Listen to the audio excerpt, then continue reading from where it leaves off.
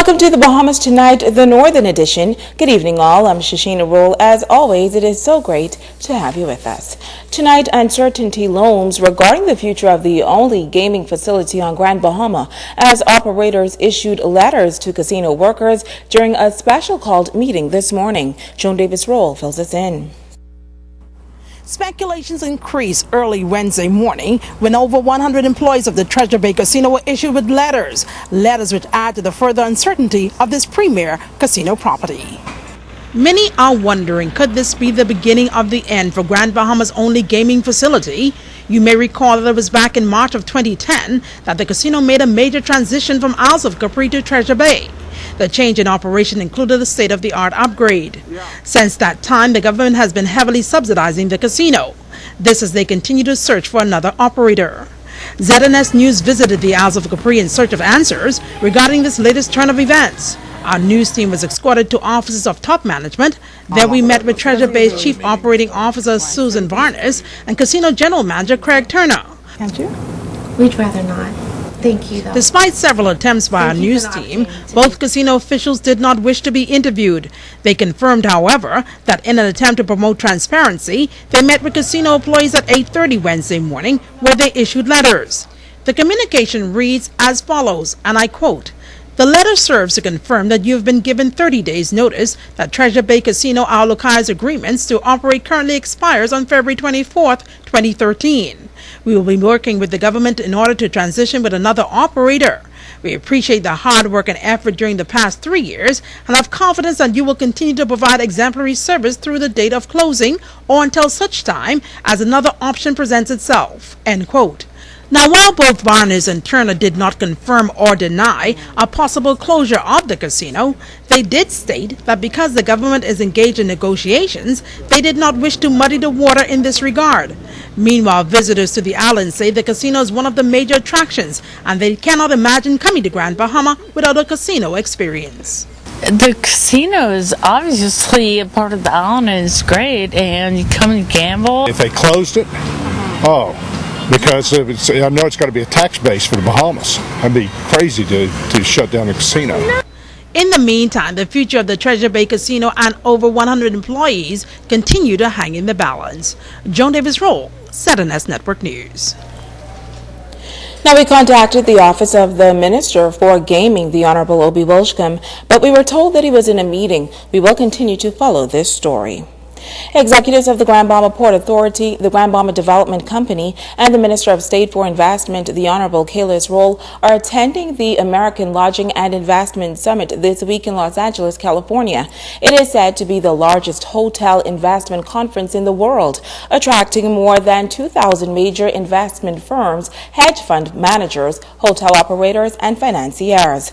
The summit offers those in attendance access to some of the prominent brandings in the lodging and resort development industry. The summit wraps up tomorrow, and according to a release issued by the Grand Bahama Port Authority, Port and DevCo officials are driving a concerted effort to promote Grand Bahama's branding as a destination for both business and pleasure.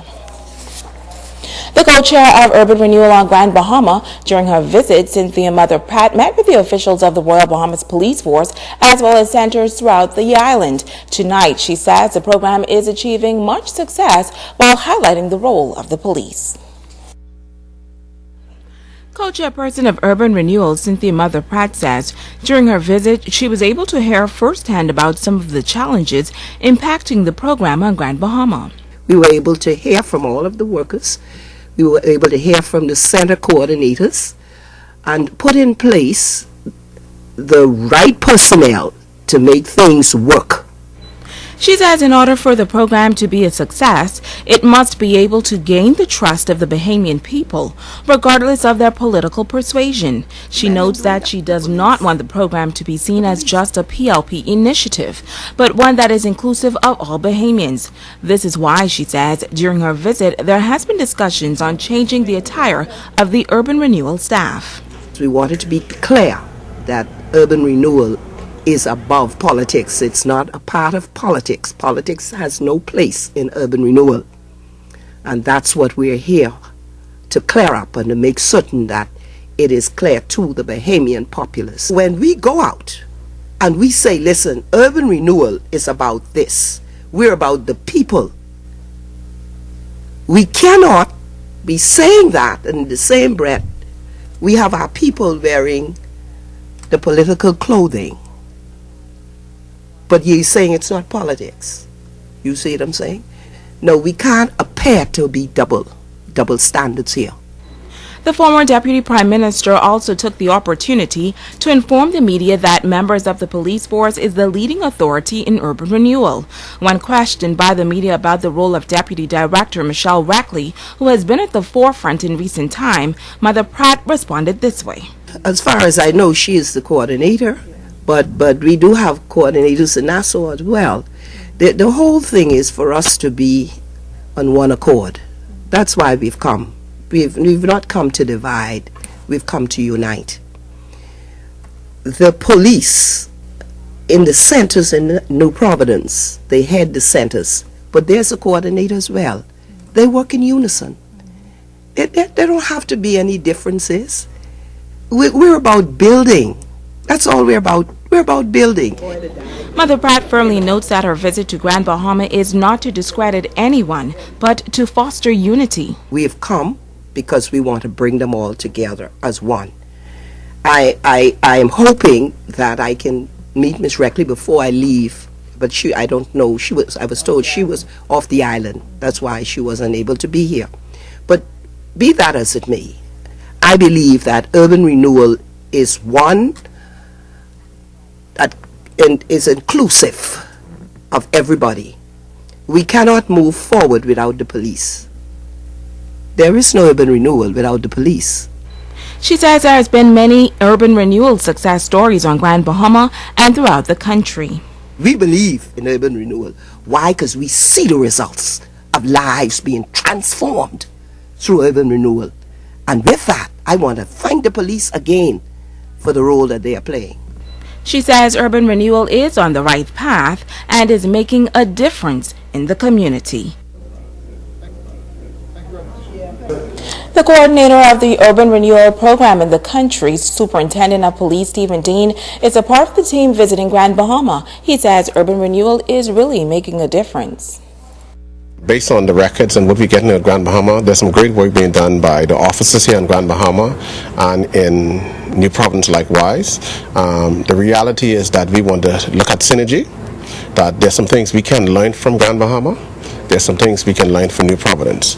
And I think as we move forward, you will see when you speak of one program that is run at Grand Bahama, if we look at New Providence, see if we could duplicate it there, duplicate it in Andros, duplicate it at Abaco. But in New Providence, I'm going to tell you that some positive things are happening, particularly with our young people. And one of our most celebrated programs is that of the Marching Bands. Now, Dean says so far there are up to 400 youngsters involved in the urban renewal bands in New Providence, and they hope to increase that number to 600 by July. There are some 120 involved here on Grand Bahama, but Superintendent Dean says help is needed. As the cry from every place else, instruments is in high demand, and we continue to put that public appeal out there to support our young people with the use of instruments. We have seen that positive things have happened. When we looked at urban renewal in the past and from its inception, we have found that personal pass through this marching band have done some great things. We have about 3 or 4 of them in the police force band now. We have some of the universities, some in the COB. So there's some positive things investing in our young people. So with us, there's more right after this.